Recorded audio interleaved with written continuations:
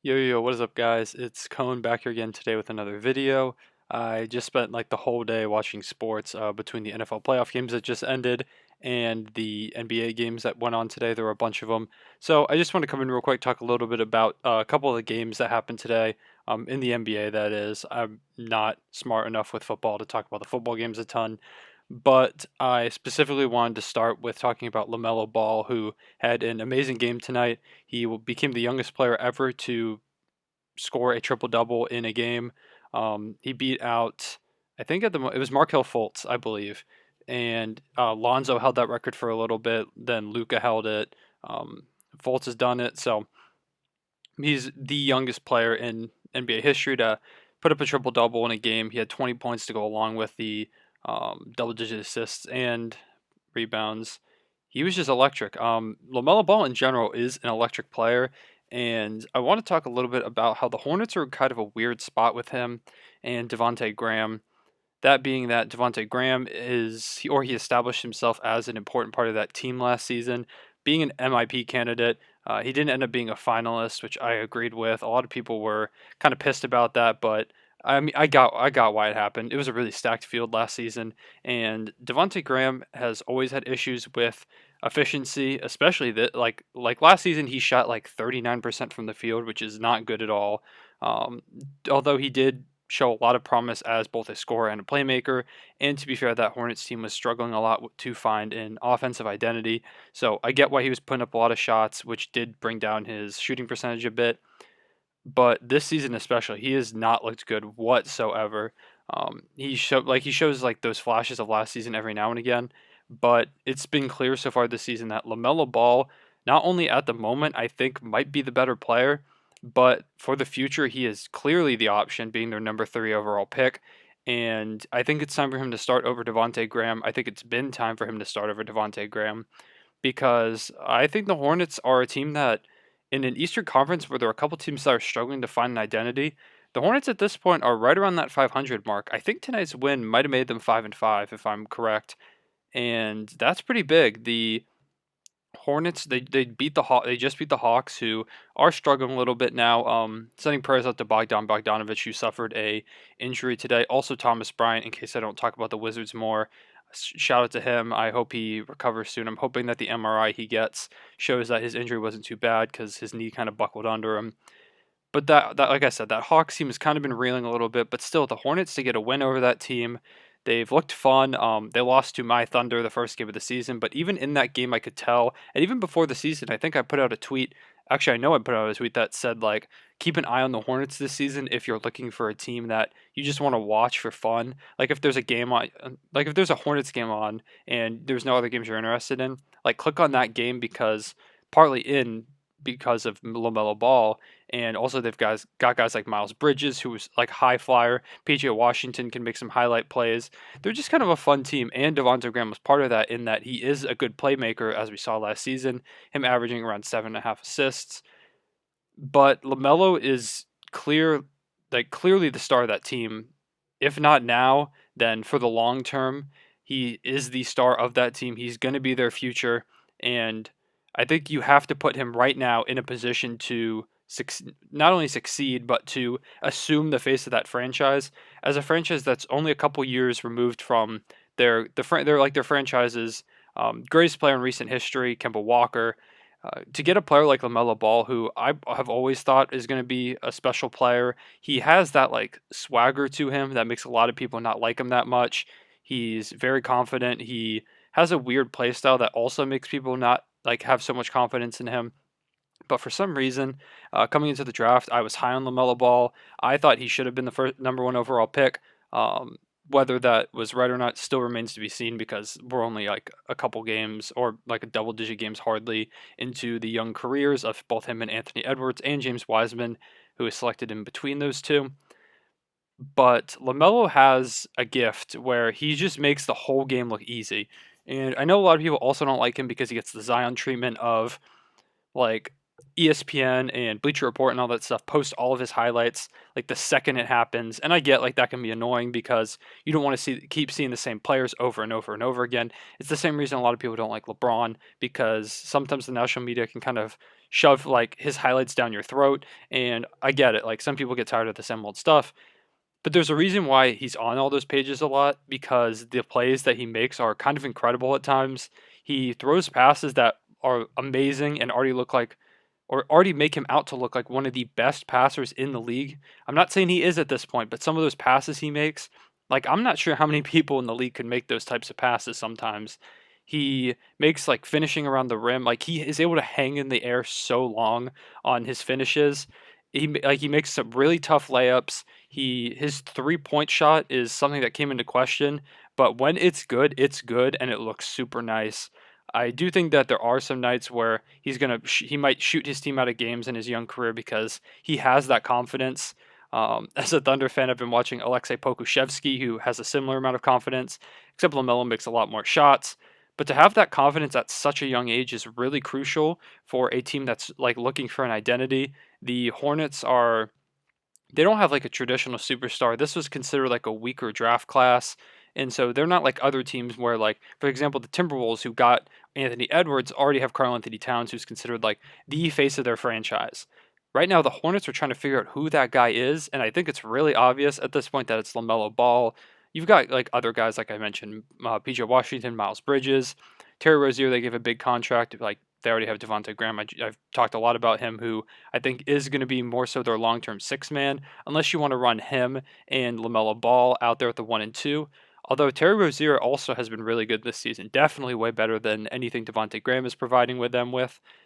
But I think you need right now to show like, hey, Hornets fans, this is LaMelo Ball. We're going to introduce him to you because he is the guy for our franchise. He's our future guy, whatever. I just wanted to talk about him a little bit because I know he does get talked about a lot in the national media, but for good reason. He's really fun to watch. So if you're looking for a game to watch, go watch Hornets games. LaMelo Ball is kind of electric. Also, him playing against Lonzo was a really cool to see the other day. He also has like he even had a really nice like kind of like fake post fade type move. It was really weird. His jumper looks really weird in mid range, but like if it works, it works, I guess. So shout out to him. And going off of that, going back to the Timberwolves, another team I wanted to talk about real quick because they're struggling bad. And like I just mentioned, they had the first overall pick in the draft in Anthony Edwards, a guy who I do think has a lot of capability to be a good NBA player, but he struggled a little bit so far. He has had some games where he's had some flashes, but it's kind of been hard for him to get a rhythm so far with the stars you have on that team like Karl Anthony Towns and D'Angelo Russell. But that kind of brings me to my point where I don't know what the Timberwolves' future looks like because they're in a really weird spot where they have a lot of talent, like D'Angelo Russell, former All Star. Karl Anthony Towns, I feel like, is pretty much a consensus, like the number 3 center in the league, but they're not good at all. They're terrible, honestly. And I know Cat's just coming back from injury. They've been missing him a bunch. But today, even with him, they didn't look good. And for a team that has like a good bit of talent, I feel like they should be better. And I did pick them to be better than they have been this season. I think I had them getting my like 11th or 12th seed, which isn't bad. They do, like I said, they do have a lot of young talent, but I don't know. For some reason, like the Timberwolves feel like a team I should feel like has a really bright future, and I feel like should be like considered one of the top like up and coming teams, but they don't for some reason. And I think that might be in part due to the fact that the Timberwolves just as a franchise have not had much success. Maybe if it was a team like, for example, the Lakers that had these players, I might be like, oh damn, like this team's gonna be really good in the future. But because it's the Timberwolves, I don't feel like that. I'm not really sure. I just wanted to put that out there because I don't know if anyone else feels like that. And like I can't not say for sure, which is weird because this team has so much talent. Like they just had a first overall pick, but I can't say for sure that this Timberwolves core is gonna make the playoffs at some point in the future. Like there's so many just good teams, and I think at some point they have to break through, right? Like they have to. I just don't know when that is. I don't know what their timeline looks like because they're paying a lot of money to D'Angelo Russell, paying him a max contract, paying Towns. At some point, you're gonna have to pay Anthony Edwards. That's a lot of years down the line. But you just paid Malik Beasley, who looks like a decent player, but also has a lot of off the court issues that we don't really need to get into right now. You kind of it seems like you whiffed on Jarrett Culver. I still think there's something in the tank there, but I'm not sure if he was worth that high of a pick that you took him at. Josh Okogie is a good piece, but like or Akogi, I don't know why I said it like that. But you have some like decent pieces. I just don't know how they fit on this team. I don't know. I don't know what it is with the Timberwolves. I just can't seem to figure them out. They're a really weird case. They're one of the worst teams in the NBA right now, and it's looking like they're going to be this season. They just don't play any defense whatsoever, and I don't think the addition of Anthony Edwards helps. He's not a very good defender at this point. I do think he has like the size and kind of like some of the physical tools to become a pretty decent defender. But when you combine Karl Anthony Towns, who has looked a little bit better in defense so far this season, or in like recent times than he has been kind of considered previously. But D'Angelo Russell is just not a good defender who also it's almost like it looks like he almost like peaked in his All-Star season because D'Angelo Russell has looked like he's regressing hard this season. Like I said, it's still really early, both in this season and in the togetherness of this Timberwolves core. There's a lot more time for them to figure it out. Even if they're bad this season, if they're able to somehow win the lottery or jump a little bit and end up with one of those top 5 picks in what is considered a loaded draft class, what I'm saying right now could completely shift. If they somehow jump up and add like a Cade Cunningham to this team or like a Jalen Suggs, like this whole whatever BS that I'm spewing right now does not matter. Because if you can add one of those guys, it's going to be scary in Minnesota. But up until that point, depending on how it looks, I don't know. I don't know what they do. I don't know if they move on from guys like Jarrett Culver who don't seem to be panning out. Um, they're paying, like I said, they're paying a lot of money right now to be mediocre, and like I hope they turn it around. I like the Timberwolves a lot. I like Cat a lot, and he's been through a lot. He really deserves to find that success. I'm just hoping that his tenure in Minnesota doesn't end with that one season of them making the playoffs as the 8th seed with Jimmy Butler being the peak of it. So. With that being said, I kind of rambled a little bit more there about the Timberwolves than I wanted to, but I just felt like getting that off my chest because it's been something I've been thinking about watching them play. They had a bad end to the game tonight where Anthony Edwards made a rookie mistake. It's going to happen. He's a rookie. Doesn't matter if you're the first overall pick, you're going to make mistakes. Outside of those games, Sabonis and Mikal Bridges both had really big games. Shout out to them. Andre Drummond had a pretty good game. The Wizards are 2-8, which is terrible. Scott Brooks needs to get fired immediately. Shout out to at your boy Wayne on Twitter headlining the hashtag Fire Scott Brooks or hashtag Arrest Scott Brooks movement. Go check him out on Twitter.